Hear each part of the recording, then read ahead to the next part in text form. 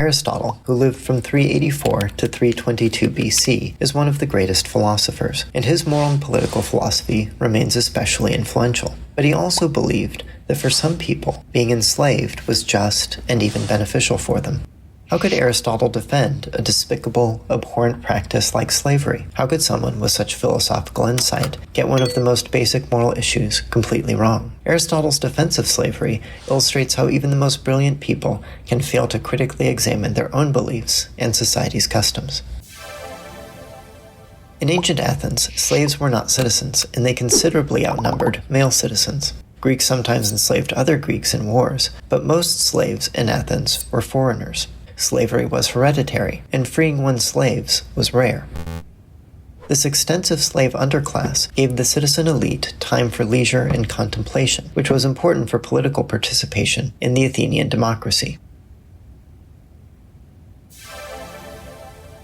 Aristotle's defense of slavery starts with the idea that, in order to be just, social norms must reflect what is natural. Accordingly, society may practice slavery if there are some people who are naturally suited to be slaves. In general, human beings have the capacity to reason, which allows us to regulate our appetites and impulses. Sometimes we fail to do so. Against our better judgment, we give in to temptation. But in a fully developed human being, reason rules.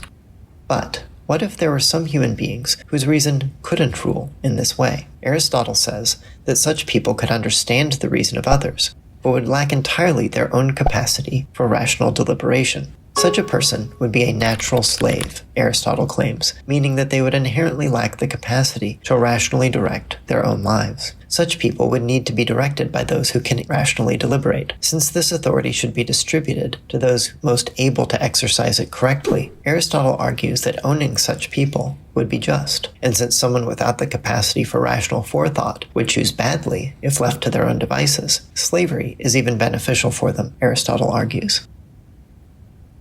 Aristotle often discusses natural slaves hypothetically. If there are any such people, this is what would be true about them. He is aware that some deny the existence of natural slaves. Some believe that it is contrary to nature to be a master, for it is by law that one person is a slave and another free, whereas by nature there is no difference between them. But shockingly, Aristotle says that it is not difficult to show that there are natural slaves, that there are people as different from others as body is from soul or beast from human.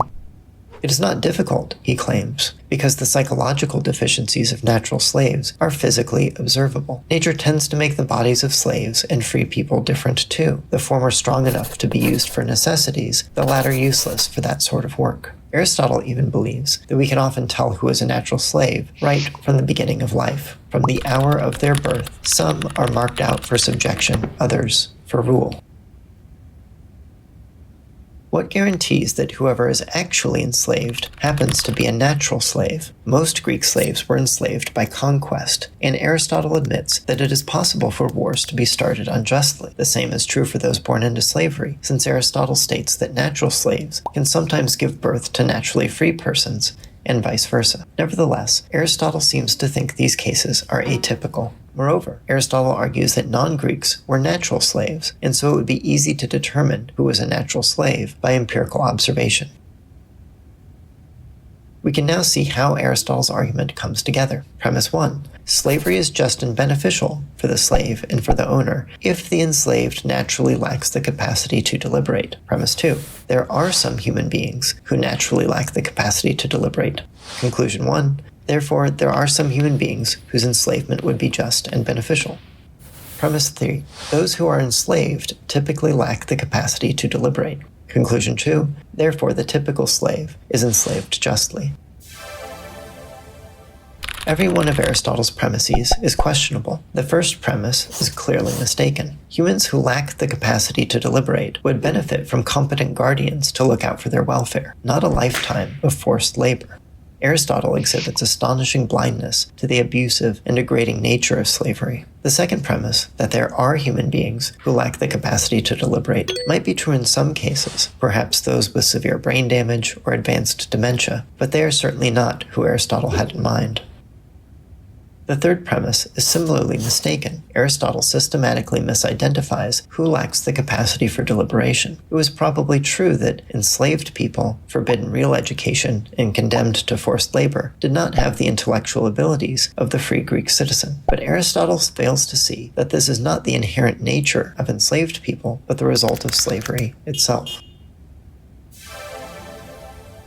Aristotle's argument was one of many used throughout history to defend slavery, including in the antebellum United States. American slaveholders incorporated much of Aristotle's argument, claiming that slavery was necessary for a leisured aristocracy, slavery benefited the enslaved, so-called planter paternalism, and slavery was justified because some people, black people according to racist whites, were inherently less rational and intelligent. Slavery was pervasive in both ancient Greek society and the antebellum American South. Accordingly, privileged members of those societies were unable or unwilling to see the profound injustice of slavery. Aristotle's defense of slavery shows that even the most brilliant philosophers can succumb to the tendency to uncritically accept the practices of one's own society. Perhaps that same tendency exists in us as well.